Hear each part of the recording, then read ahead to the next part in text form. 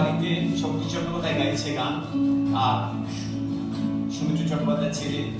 সৌগত বুবু আমার বন্ধু, অসাধারণ শক্তিটা